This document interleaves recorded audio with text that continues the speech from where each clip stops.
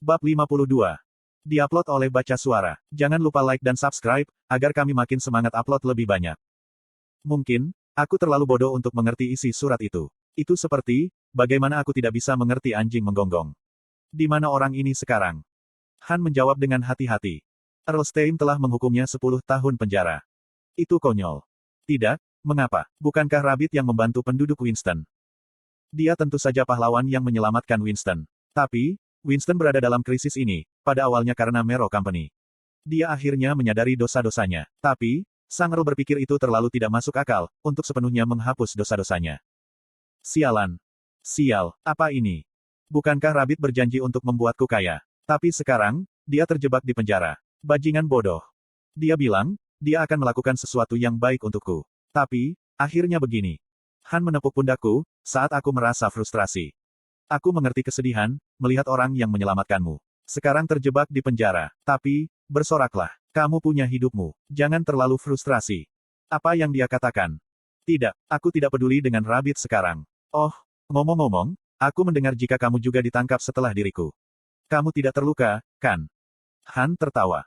Mengapa kamu mengkhawatirkan aku, ketika kamu dijebak dan dihina? Hatimu benar-benar selebar laut. Pria tua yang tersenyum, sekali lagi menangis. Aku benar-benar mendengar ceritanya. Kamu dikelilingi oleh para knight, dan bukankah kamu tidak membuka mulut untuk melindungiku? Sekali lagi, aku sangat tersentuh olehmu. Apakah dia mengacu pada kejadian di ruang interogasi? Aku mencoba untuk melepaskan Han sebagai orang yang menugaskan Huroi. Tapi, aku tidak bisa menjawab, karena mulutku tersumbat. Aku tertawa canggung. Yah, aku tidak bisa menjualmu. Hicks, bahkan, jika kamu disiksa. Grit, aku percaya, jika aku bisa mempercayakannya padamu. Apa? Bengkel ini. Petik 2. Hah? Apa yang dia maksud dengan bengkel itu? Mungkin. Aku pasti salah dengar. Aku tidak harus menghitung ayamku, sebelum mereka menetas. Ketika aku merasa ragu, Han tersenyum ramah dan berkata. Kamu menyamar sebagai penerusku untuk mempertahankan bengkel ini, dan bersaing dengan Mero Company. Sejak saat itu, aku sudah menganggapmu sebagai penggantiku. Bengkel ini akan menjadi milikmu di masa depan. Tidak mungkin. Ada beberapa player yang menerima posisi dari NPC. Tapi, aku tidak pernah mendengar, ada player yang menjadi penerus bisnis. Mungkin aku yang pertama. Kamu tidak bercanda. Haha, pernahkah aku mengatakan sesuatu yang salah sebelumnya? Seperti yang kamu tahu, aku tidak memiliki penerus. Segera, aku akan menjadi terlalu tua untuk bekerja. Maka, bengkel ini akan kehilangan pemiliknya dan diabaikan. Aku tidak tahu. Aku ingin bengkel ini, yang telah ada di keluargaku selama beberapa generasi, untuk lenyap. Aku dengan tulus, ingin kamu mengambil alih bengkel ini. Kamu adalah Pakmas Descendants dan memiliki kepribadian yang hebat. Sehingga, leluhurku akan senang.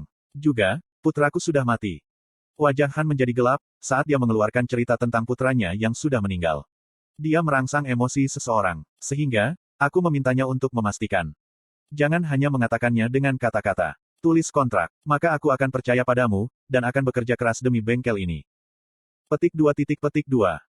Setelah beberapa saat, aku menerima kontrak dari Han, tentang pengalihan kepemilikan bengkel. Kemudian, jendela notifikasi muncul. Anda telah memperoleh posisi, penerus Smithy. Penerus Smithy. Anda akan memiliki status yang sama dengan pemilik di Hans Smithy. Ini bukan mimpi, kan? Aku mencubit diri sendiri sekuat yang aku bisa. Itu menyakitkan. Aku menggunakan begitu banyak kekuatan, sehingga pipiku kesemutan. Itu bukan mimpi. Ini jelas bukan mimpi. Itu nyata. Hahaha. Iya nih. Oh ya, kamu. Aku tidak bisa menahan kegembiraan, karena memikirkan bengkel besar 2 lantai ini, suatu hari nanti menjadi milikku. Han menatapku tersenyum seperti orang gila, dan menyatakan. Aku senang kamu sangat bahagia. Kamu pasti bisa memimpin bengkel ini dengan baik. Tentu saja. Sekarang, ayo bekerja. Kita akan membuat barang-barang hebat, dan memberitahu orang-orang betapa menakjubkan bengkel kita. Oh, bukankah ini bagus? Kamu benar-benar termotivasi. Aku akan menerima pengakuan dari orang tuaku dari pekerjaanku di bengkel itu. Aku mengabdikan diri untuk membuat barang untuk beberapa hari ke depan. Dari pagi hingga sore, aku menuju ke pekerjaan buruh. Kemudian, dari malam hingga subuh, aku terhubung ke Satisfy dan membuat item. Aku melakukan kerja lagi. Sepertinya, aku tidak bisa melarikan diri dari rawa pekerja. Aku hanya tidur selama 4 jam sehari, karena motivasi yang berlebihan. Aku lelah, tapi aku bisa menahannya karena uang, statistik, dan XP skill yang terkumpul. Guild Sedekah hanya memiliki 17 anggota, tapi mereka terdiri dari top ranker dan beberapa elit. Di antara 17 orang, Jishuka adalah pemimpin guild. Dan dia mengembangkan kebiasaan memeriksa rumah lelang setiap hari. Itu karena, dia kecanduan kinerja Java Arrow Special, yang ia beli sekitar 2 bulan lalu. Java Arrow Special memiliki kekuatan serangan terbaik, di antara panah yang ada. Java Arrow Special 2 kali lebih kuat dari Java Arrows biasa, dan memiliki kesempatan untuk mengabaikan pertahanan musuh sepenuhnya. Jishuka sangat senang, ketika dia merasakan kinerja yang sangat baik dan kekuatan destruktif dari Java Arrow Special. Tapi setelah hari pertama itu, Java Arrow Special tidak pernah muncul di rumah lelang lagi. Mengapa? Biasanya, Blacksmith akan membuat ribuan panah. Dengan kata lain, kemungkinan ada ribuan Java Arrow Special ada. Tapi pencipta Java Arrow Special hanya menawarkan 99 di lelang. Tidak mungkin. Apakah guild lain sudah menemukan Blacksmith ini? Jishuka menjadi gugup. Jika guild lain mendapatkan Blacksmith itu dan memonopoli item, Jishuka dan anggota guildanya akan terputus. Ini Jishuka. Wow, tubuhnya terlihat lebih menakjubkan dari dekat. Haruskah aku mencobanya? Hei kamu akan memiliki pengalaman yang mengerikan. Jishuka adalah fokus perhatian orang, seperti biasanya. Kulit kecoklatan dan tubuh sensual, membuat hati para pria berdebar. Banyak laki-laki tertarik pada mata dan bibirnya yang tajam. Konten iklan. Jishuka mencoba mengabaikan mereka, tapi ada batasnya. Para player mulai berkumpul, setelah mendengar jika Jishuka berada di rumah lelang. Jadi, itu tidak lama, sebelum rumah lelang mencapai batas pengunjung. Bisakah kamu menyingkir? Mata setengah bulan menarik perhatian para pria. Namun, nada tangannya yang berat, menyebabkan dinding yang tidak terlihat di sekitarnya. Pada akhirnya, para lelaki tidak tahan lagi dan menyerah. Setelah meninggalkan orang-orang di rumah lelang, Jishuka memanggil keyboard hologram. Kemudian, dia menyatakan di jendela obrolan guild. Jika kamu tidak menemukan Blacksmith dalam bulan ini, kamu semua akan mengikuti pelatihan neraka. Oh, aku menyambut pelatihan neraka. Regas, jangan bicara omong kosong. Itu disebut pelatihan neraka, karena suatu alasan. Kapten, sejujurnya, hampir tidak mungkin menemukan seseorang di Satisfy, dengan begitu sedikit petunjuk. Apakah kamu tahu, ada berapa banyak player di Satisfy? Tidak bisa terjadi. Oh, aku setuju. Anggota guild mulai mengeluh. Jishuka memberitahu mereka dengan serius. Guild kecil elit seperti kita, harus lebih kuat dari yang lain, untuk menunjukkan nilai kita secara akurat. Kita membutuhkan Blacksmith untuk menjadi lebih kuat. Jadi, tolong temukan mereka. Dipahami, aku pasti akan menemukan Blacksmith. Hei, kita harus bertaruh. 100 gold dari setiap orang, untuk orang yang menemukan mereka terlebih dahulu. Apa, aku akan menghasilkan 1.600 gold, jika aku menang. Oke, aku akan menemukannya. Jishuka selalu ulet. Dia benar-benar wanita baja. Sangat jarang baginya untuk meminta sesuatu dari mereka. Oleh karena itu, anggota guild mampu menyadari urgensi situasi dan menjadi termotivasi. Hanya Regas yang punya keluhan. Aku ingin latihan. Kamu di mana? Pangkat-pangkat. Jishuka menggunakan emotikon. Anggota guild melihatnya dan berpikir secara bersamaan. Kapten marah. Regas sudah mati. Pada saat itu, ada pemberitahuan di jendela obrolan guild. Vanner telah masuk.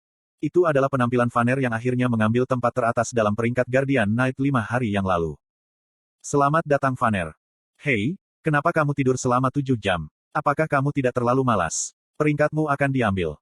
Aku melihat sesuatu yang menarik di internet. Aku sedikit terlambat, karena aku mencari artikel yang berkaitan dengan kejadian itu. Pernahkah kamu mendengar tentang tempat bernama Winston? Sebuah desa di utara kerajaan Immortal.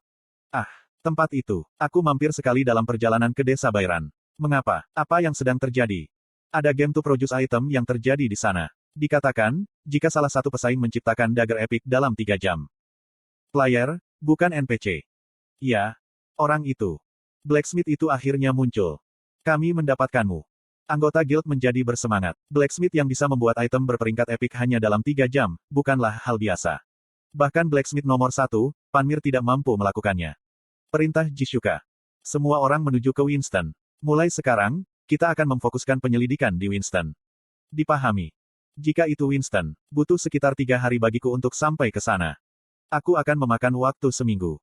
Orang yang datang harus siap. Dan Regas, jika kamu tidak tiba dalam setengah hari, maka aku benar-benar akan membunuhmu pangkat-pangkat. Kapten, aku di Principal Burn sekarang. Butuh 2 hari bagiku untuk sampai ke Winston, dengan menunggang kuda. Jangan mengandalkan kuda dan lari langsung ke sana. Maka, tidak akankah kamu tiba dalam 1 hari? Oh, bisakah aku tiba dalam setengah hari? Aku akan membunuhmu, jika kamu tidak tiba dalam setengah hari. Apa yang harus aku lakukan? Guild sedekah mulai berkumpul di Winston.